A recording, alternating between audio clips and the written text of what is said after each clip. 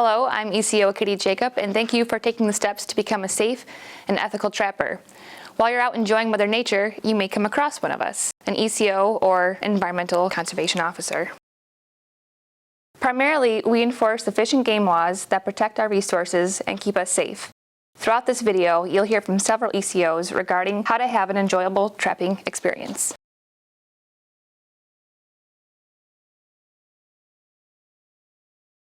Hi, I'm ECO Casey Kelly. Today we're going to talk about the New York State trapping regulations. As a sportsman, it's important that you read the regulations each year because they may change. So you may ask, how do you get a guide?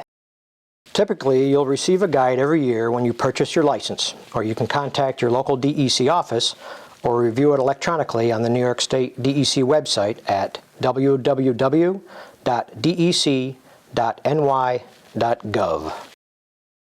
We'll start today by turning the page in your regulations guide to the trapping definitions page. First, to take. To take means to pursue, shoot, hunt, kill, capture, trap, snare, or net wildlife and game, and all lesser acts that disturb or worry wildlife, or to place or use any net or other device commonly used to take wildlife. Next, to trap. To trap means to take, kill, or capture wildlife with traps, deadfalls, and other devices commonly used to take wildlife, including the shooting or killing of lawfully trapped animals. It also includes all related activities such as placing, setting, staking, or checking traps or assisting another person with these activities. Suspension. This term applies to animals fully suspended in the air by means of the trap anchoring system. You may not set any trap in such a manner that it causes a captured animal to be fully suspended. It does not apply to traps set in water or to traps that are directly and firmly attached to an elevated structure such as a tree. You'll notice when this trap was fired, the cable became trapped around the branch. Make sure when you set a trap it is able to freely fall to the forest floor. Public highway. This is the traveled portion of the public highway maintained by the state, county, or town. A private road is one maintained by a person or corporation. Culverts, drainage ditches, and the areas underneath bridges are not considered the travel portion of a highway. You can set a trap in a culvert or a drainage ditch as long as the land isn't posted or you have permission from the landowner. Keep in mind that most landowners attach their posted signs to trees or posts on the other side of the ditch. Make certain you always get permission. Restraining trap. A device used to capture and restrain a mammal. These include foothold traps, foot encapsulating traps, and cage or box traps. Foot encapsulating trap is a trap where the triggering and restraining mechanisms are enclosed within a housing. The triggering and restraining mechanisms are only accessible through a single opening when set. The opening does not exceed 2 inches in diameter, and the trap has a swivel-mounted anchoring system. Lastly, cage or box trap fully encloses a captured animal within wood, wire, plastic, or metal.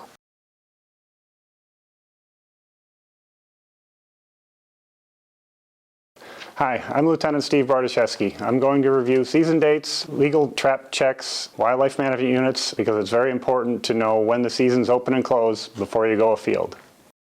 If you open your regulations guide and flip to the back, you can find this year's current trapping season dates.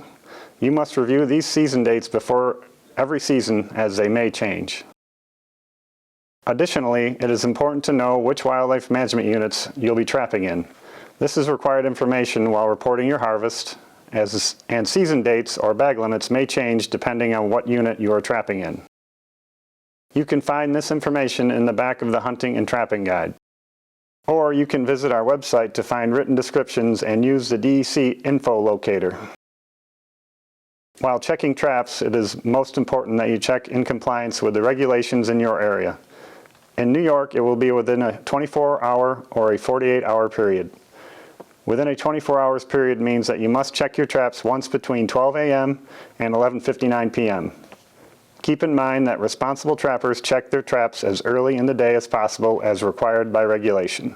And lastly, though you can check your traps as early in the day as you would like, traps cannot be set until 7 a.m. on opening day.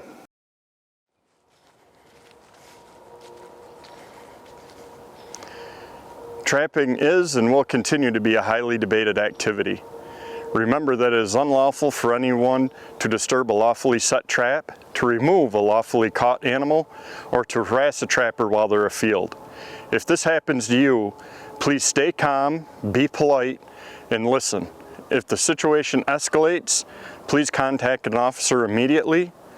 If you do respond to the person harassing you, please stick to the 5 key messages for trappers, which are: regulated trapping does not cause wildlife to become threatened or endangered. Trapping is managed through scientifically based regulations that are strictly enforced.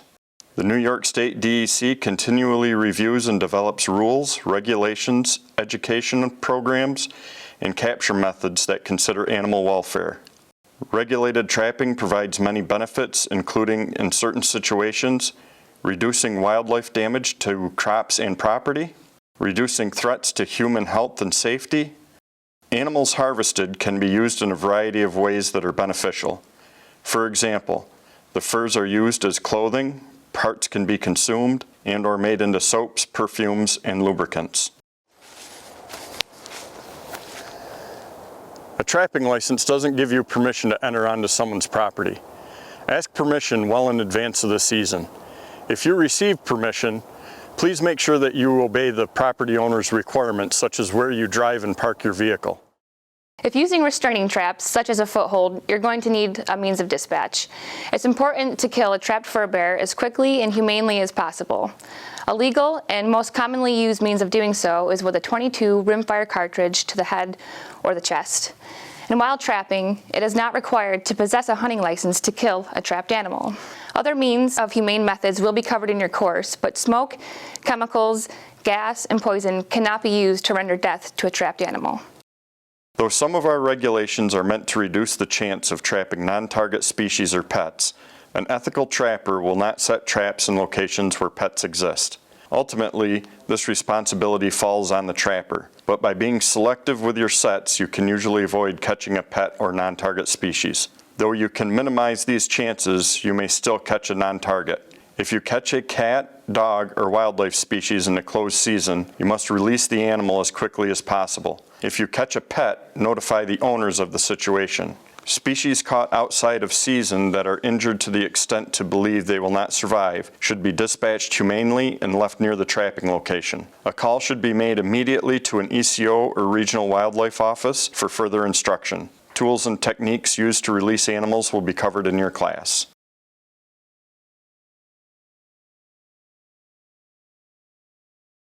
Hello, I am ECO Tabor and I'm going to discuss pelt sealing.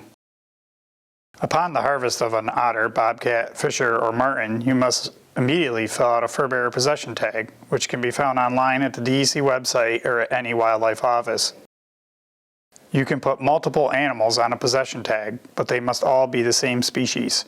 You will need to record the date, county, town, and wildlife management unit of harvest, as well as its sex and whether it was trapped, hunted, or hit by a car. Fur bears hit by a car can only be possessed if picked up during the open season by those holding a current trapping or hunting license. Next will come the sealing. Before they are sold, tanned, mounted, transferred to another person, or taken out of New York, you must have your animal sealed. Contact your regional wildlife office to make arrangements for sealing. Hi future trappers, my name is Liz Truskowski and I'm a wildlife technician in Region 6. In addition to having your bobcat, otter, fisher, or marten sealed, there are times where regulations require trappers to complete a log or submit a jaw and/or carcass. It is important that you look in your game guide yearly to determine if this is required. We require this data to provide insight on populations that will help inform future management decisions and studies.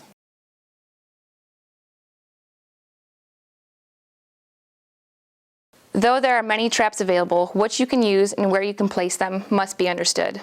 Many of these regulations help prevent catching non-target animals and ensure fair chase.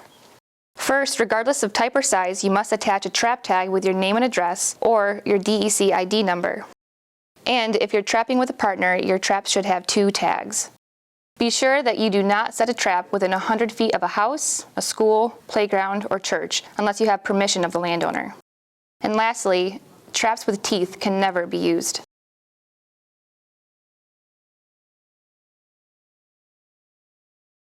It is your responsibility to review the game guide every year to ensure the proper placement of both foothold and body gripping traps.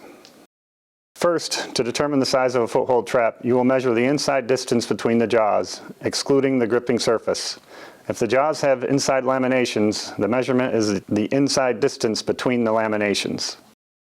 The largest trap you can set on land is 5 3/4 inches, and the largest foothold trap you can set in water during an open beaver and otter season is 7 1/4 inches. Traps with a jaw spread of greater than 4 inches must have a pan tension device. Now, body grippers. To determine the size of a body gripping trap, you will measure the inside distance between the outer frames of the trap. The addition of 1 or more bars to the inside of the frame does not change the way these traps are measured, as opposed to laminations on a foothold trap. Body gripping traps greater than 7 1/2 inches can never be set on land, but can be set in the water during an open beaver or otter season. If you're trapping beaver in the southern zone in an area closed to otter trapping and using a body gripping trap larger than 8 1/2 inches, you must use an offset trigger as specified in the guide. Trap measurements are important, but so is placement. You cannot set a trap within 15 feet of a beaver dam or house, or within 5 feet of a muskrat house. In an area open to otter trapping, you can set a trap on a beaver dam, but still not the house. There are other exceptions to this rule as well, which you must learn by reviewing the guide before you go afield. Body grip traps set on land are highly regulated, and there are many rules you must understand. Depending on the size and where it is set, these types of traps will be set with one of these designs that can be found in our Rules and Regulation Guide. It's important that while setting traps with bait that you always cover it from above with brush, branches, leaves, soil, snow, water, or by a constructed cubby to prevent the capture of birds of prey and other non-target species. If you are using carcasses in conjunction with a foothold trap, you are required by law to have it completely covered. Carcasses are defined as the body or parts thereof, meat, organs, or viscera of an animal, including fish. Feathers, including feathers with attached skin or the entire bird wing, hair, with or without the skin or hide, and bones that include no attached meat, organs, or viscera are excluded from this definition. Thank you for taking the time to review the rules and regulations in regards to trapping with us today. If you ever have any questions or are unsure about a regulation, please don't hesitate to call an ECO. And remember, trap smart and trap safe.